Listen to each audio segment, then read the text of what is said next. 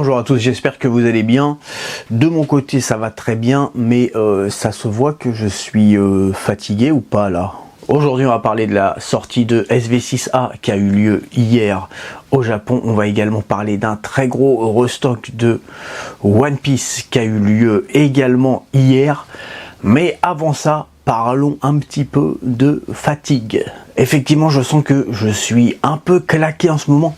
Alors absolument rien de grave, mais c'est vrai que, bon, toi tu as pu être témoin que depuis le début de Japan TCG, j'ai jamais pris de pause, mais au-delà de ça, la vraie pause que j'ai pris dans ma vie, ça remonte à bien avant, puisque avant je travaillais dans le milieu de la nuit, et vu que c'est un milieu qui est aussi assez fermé, quand tu arrêtes de travailler dans une boîte de nuit, 48 heures après tu travailles dans une autre, parce que les gens savent que tu as arrêté de travailler, que tu es disponible, etc. Donc, en tout et pour tout, je pense qu'en 8 ans, en 8-9 ans de vie au Japon, j'ai dû prendre une semaine entre deux arrêts, entre deux boîtes de nuit.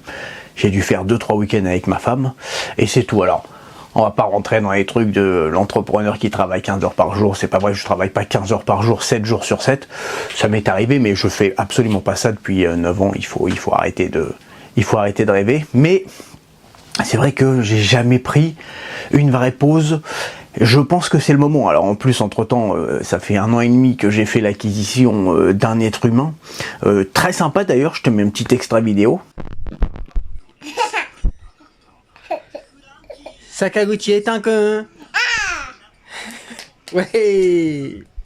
Ce petit gars fait de moi le plus heureux des hommes, mais comme tout être de ce genre, ils ont une certaine tendance à la ponction d'énergie vitale. Donc je pense que c'est le moment que je fasse une pause. Alors, si tu es pressé de recevoir une commande, si tu as envie de quelque chose, là en ce moment sur le site, je te recommande de commander là rapidement dans les prochains jours, puisque je me suis dit à partir du 15 juin jusqu'au 30, voilà, c'est la première fois que ça m'arrive, je vais prendre 2 semaines, je vais faire 2 semaines de réelle pause, ça m'est jamais arrivé, donc pas de messages, pas de mail, pas d'expédition de commandes et pas d'achat de cartes Pokémon. Bien sûr, le site restera en ligne, tu pourras tout à fait commander pendant cette période. Par contre, les commandes seront expédiées à partir du 1er juillet. Je pense que c'est bien, je le ressens même depuis quelques temps dans les vidéos, peut-être que tu le ressens aussi. Je passe beaucoup moins de temps à préparer une vidéo pour vous parler d'un sujet sérieux, pour essayer d'apporter de la valeur. On est plus sur des vidéos de restock, on parle de nouveautés, des vidéos qui sont assez fast-food, mais le fait de me poser et d'écrire une vidéo, ça m'est pas arrivé depuis des mois et des mois. Donc je pense que c'est bien de faire une petite pause, recharger les batteries, et puis on est reparti à partir du 1er juillet. Encore une fois, absolument rien de grave. Juste là, sur les 8-9 dernières années, j'ai envie de me prendre 15 jours. J'espère que tu me comprendras. Avant d'attaquer la partie One Piece et Pokémon, juste un petit mot envers vous. Merci à tous, que ce soit pour votre soutien depuis la création de Japan TCG jusqu'à aujourd'hui. J'ai regardé, avant de faire cette vidéo, un petit peu les statistiques du site, les visites, le chiffre d'affaires, le nombre de commandes, etc. Pour ce qui concerne cette première moitié de 2024, si on le compare à l'année dernière, alors bien sûr, quand on compare à l'année dernière, on compare sur la même période, on ne va pas comparer les 6 premiers mois de 2024 aux 6 derniers mois de 2023. Ça n'aurait aucun sens, ce serait comme comparer le mardi de cette semaine avec le samedi de la semaine dernière. Mais si on compare les 5 premiers mois de 2024 comparé aux 5 premiers mois de 2023, on est à plus 45% du nombre de visites sur le site, donc le site est plus visité, et on est surtout à plus 180% de chiffre d'affaires, donc c'est assez énorme, malgré que le marché soit bien plus calme qu'à la même période. Eh bien ça ne pose aucun souci pour Japan TCG, puis en plus je ne me fourvoie pas dans le fait de vous proposer tout et n'importe quoi. On reste sur du 90% du chiffre d'affaires qui est généré uniquement par les cartes Pokémon et uniquement par les cartes Pokémon japonaises.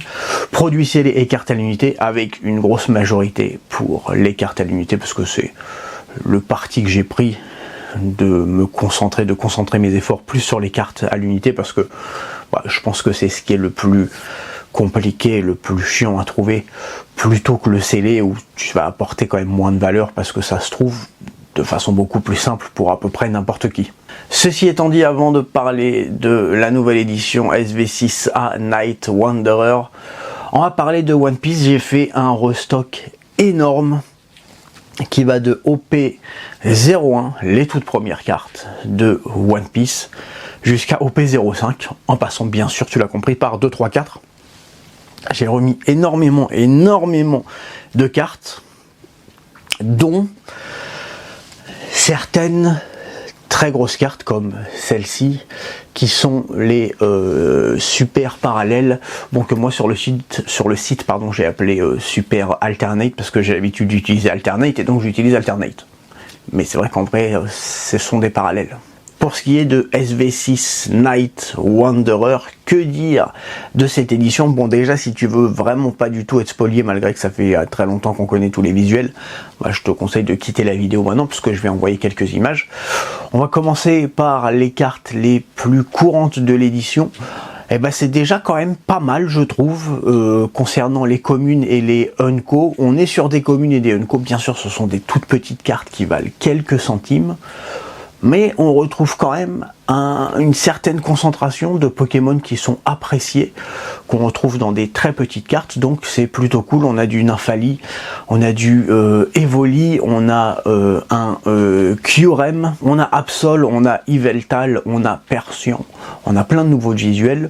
Pour ce qui est de la partie commune et Enco, l'extension est vraiment sympa. Cette édition contient également 12 AR. Alors sur les 12, pour moi il y en a 3 qui sortent vraiment du lot. On a le Demolos qui est ultra badass, le Persian qui démérite pas, et j'ai trouvé que Cresselia était aussi vachement sympa. Les autres sont un petit peu plus classiques. Pour ce qui est des cartes SR, les secrètes de la série, bon là ça se discute. Alors moi j'aime beaucoup le Kingdra. Après, c'est vraiment une question de goût. On est sur quelque chose de plus ou moins classique, avec un Pokémon et en fond des couleurs harmonieuses qui collent au Pokémon. Bon, ça casse pas non plus 3 pattes à un canard. Voilà, je trouve que le Kingdra sort un peu du lot. Après, là-dessus, chacun ses goûts. On retrouve également en SR 4 traîneurs. Il n'y a pas vraiment de grosses particularités, il n'y a pas vraiment de gros points à noter, si ce n'est que marché oblige en ce moment, elles sont toutes vraiment très peu chères. Tu vas pouvoir les trouver, je pense, entre 12 et 20 € à peu près l'unité pour chaque trainer. Pour les SAR, on va avoir 4 Pokémon qui sont 4 Pokémon Ténèbres. Bon, les cartes sont assez sombres du coup.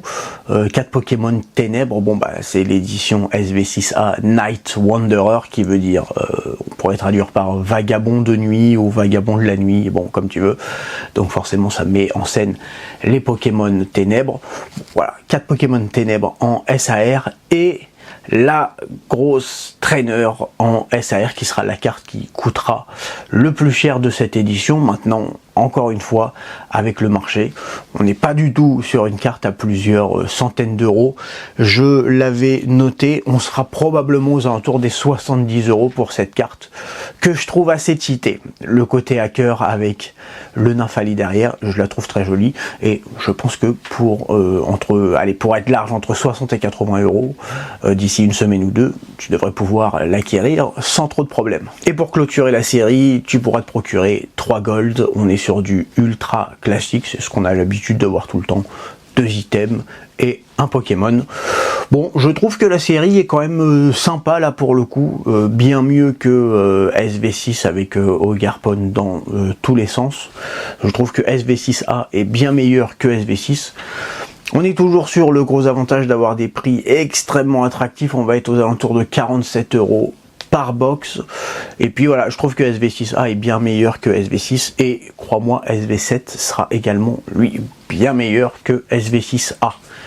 Voilà, merci à tous d'avoir passé ce moment avec moi. Et puis, je vous retrouve, alors très bientôt, je sais pas, Peut-être que la semaine prochaine, je vais quand même caler une vidéo avant ma pause. Et puis, je sais pas, je ne te promets rien. Et puis sinon, par contre, on se retrouve au 1er juillet. Merci à tous et à très bientôt. Allez, bye.